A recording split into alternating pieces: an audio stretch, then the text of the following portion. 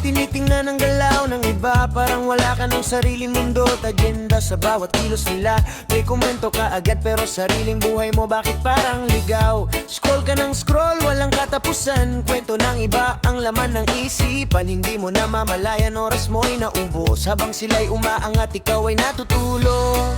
Kung gusto mong umangat, baguhin mo ang galaw, hindi sa paninilip kundi sa sariling hakbang. Problema mo kasi nakafocus ka sa buhay ng iba, kaya di mo makita ang dapat mong gawin sa sarili mo. Sinta, bitawan mo na yan, tumingin ka sa unahan, doon ka sa landas na ikaw ang may hawak ng kapalaran. Problema mo kasi nakafocus ka sa buhay ng iba, kaya ka na pag-iiwanan, hindi mo namamalayan na kung sarili mo ang aayusin at pagbubutihin. Sigurado ako ikaw din ay angat din. Yeah, hindi lahat ng nakikita mo ay totoo, may pinagdaanan din sila na di mo alam bro. Hindi sukatan ng post, hindi sukatan ng views, ang tunay na laban ay kung paano ka bumangon sa blues. Kaya tigilan mo na ang pakialam sa iba, mas mabuting sarili mo ang unahin mo muna, kasi sa dulo ng araw ikaw din ang talo kung sa inggit umiikot ang mundo mo.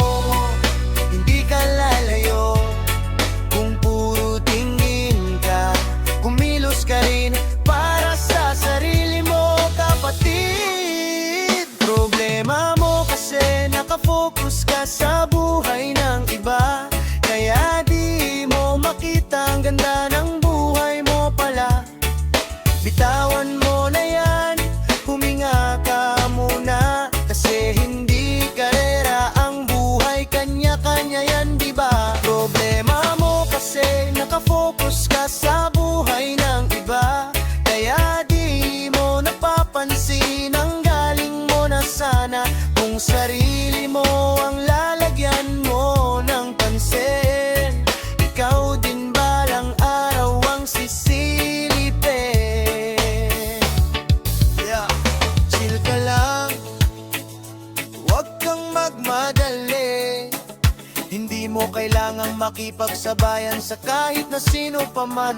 Bawat isa may sariling oras, kaya sa sarili mo doon ka magpapatotoo.